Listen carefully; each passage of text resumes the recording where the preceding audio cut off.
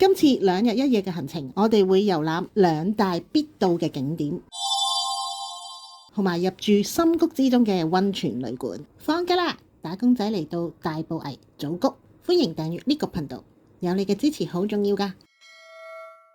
繼續以高松為中心點向外移動，先喺高松嘅酒店 check out， 行李就留酒店，孭起背囊就出發啦。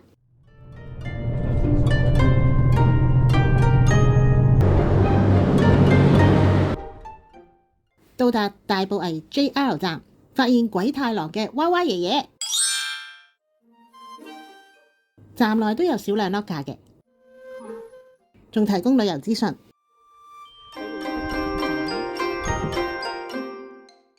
大埔藝祖谷位於德島縣西部3號市，四國嘅中央地帶。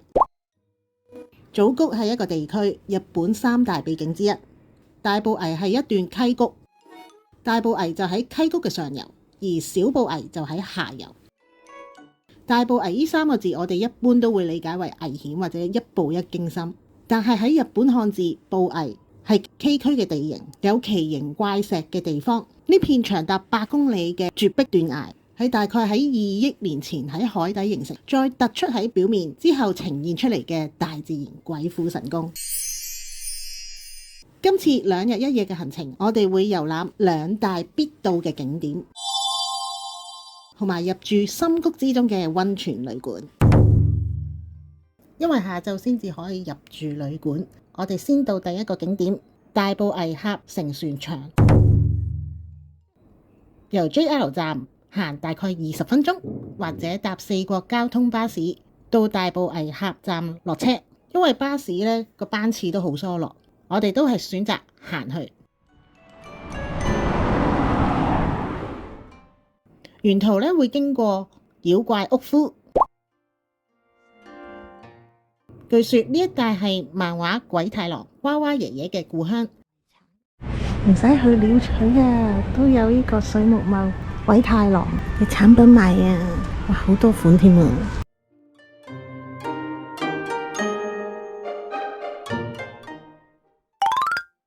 嚟到呢個位置呢，搭船嘅地方啦，全年無休嘅。如果遇到有強風或者水位過高嘅情況呢，就會停航。因為驚有危險嘛，所以佢一定要你寫低所有資料。每人1500円，船程30分鐘。呢度落去，喺呢度集合，架船呢就會一路駛過去嗰邊嘅。呢度你見到水流好急嘅地方呢，係唔會撐船嘅，嗰邊作急。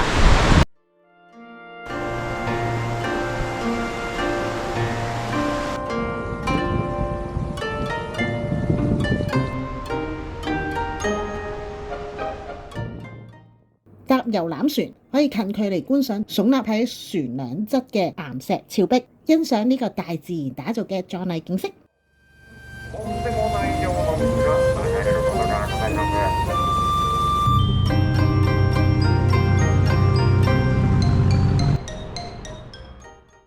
搭完船差唔多食晏，喺乘船場裏面呢都有一間食肆嘅。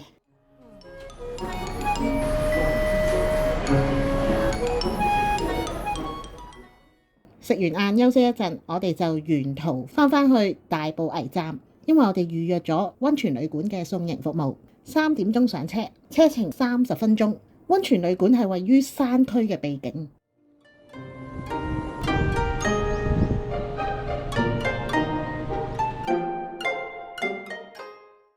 距離 JR 站都相當之遠㗎。呢間就係和之宿飯店祖谷溫泉。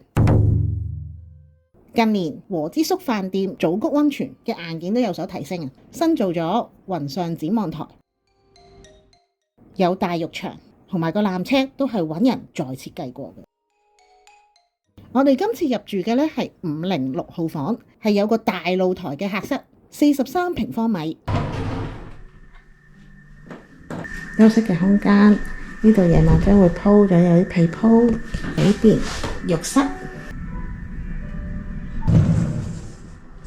廁所，有兩扇門。呢一邊先睇下，高係見到條溪澗嘅。按摩椅啊，準備咗3款唔同嘅 CD， 朝頭早、夜晚、黃昏。而家播緊嘅係黃昏嘅音樂。呢度有樣寶物，就係望遠鏡啊！有望遠鏡，今晚可以睇星星。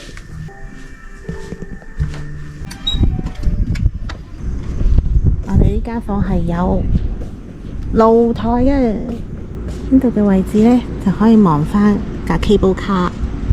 今晚呢，就可以坐喺度好 chill 咁樣望住呢個景啦。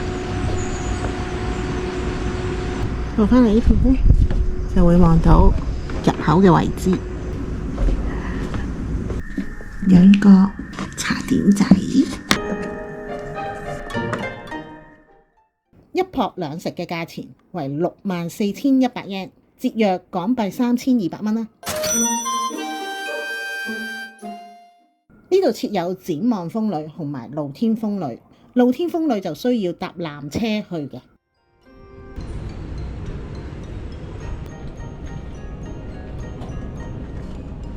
佢不住喺嗰度啊！嗰度。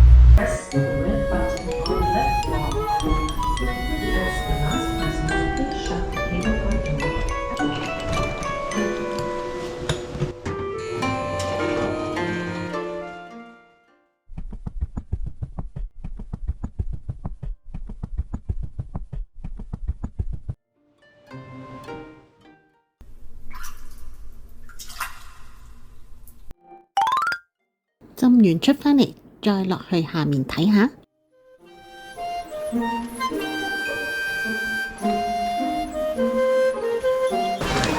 個先至係要預約嘅。由於佢啲泉水佢係流動式嘅，佢唔係儲水式嘅，咁所以入浴之前都唔需要沖身咯。而浸完之後都同人哋係冇得沖身嘅。所以我哋咧一路浸嘅時候，啲水一排出嚟咧，即係佢流動式啊嘛，排走嘅時候就係好似而家見到嘅位置咁樣排走。浸緊嘅時候亦都會有見到一啲昆蟲之外咧，又會見到有雀仔啊飛過，都幾得意。我哋翻返去室內嘅風呂，沖身後食晚飯。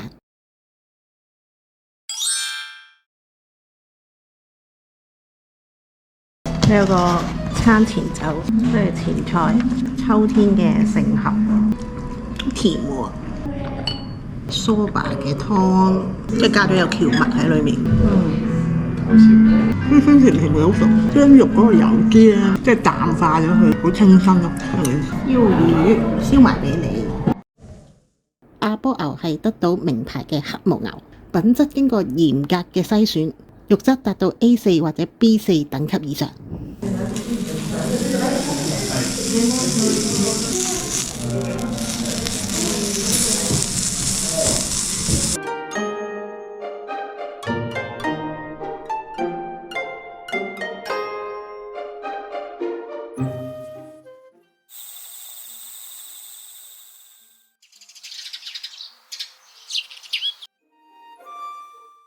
早餐可以揀和式或者洋式，我哋就揀咗和式。出面仲有一啲日式嘅湯可以選擇。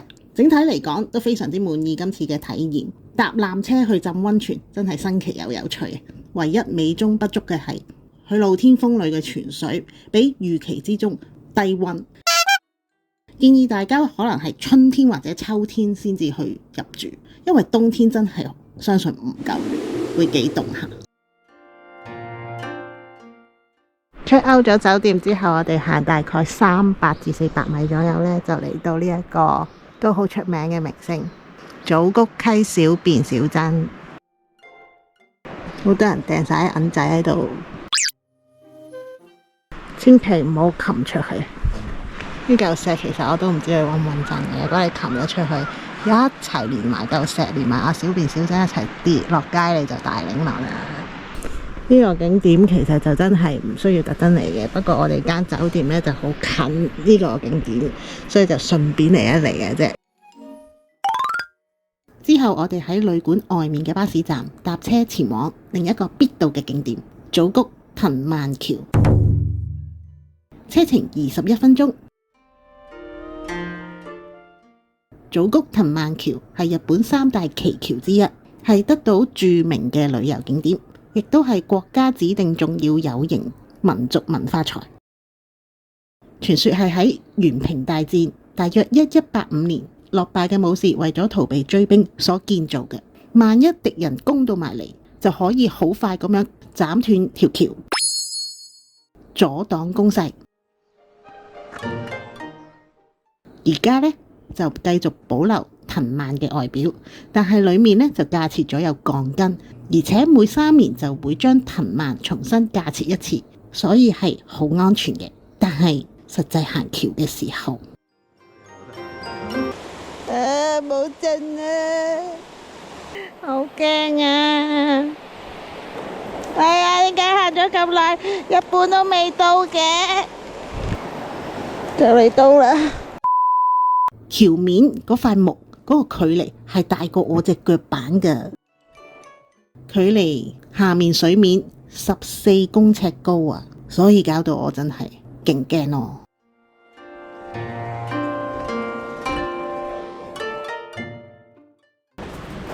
哇！見到阿叔一路吊橋一路講電話添喎，超級勁啊！你係咪夠鐘趕住食飯啊？過橋係要費用嘅，每人550yen，只可以單向行，冇得來回行一次嘅啫。我腳震完之後，就搭巴士返去大埔危站，再搭 JR 返高松啦。鍾意睇景嘅朋友，真係好推薦嚟大埔危祖谷呢一個美景。今集內容到呢度，鍾意本集內容俾個 like， 訂閱呢個 channel， 歡迎留言討論。下集將會係最後一集嘅4國行程，下集見，拜拜。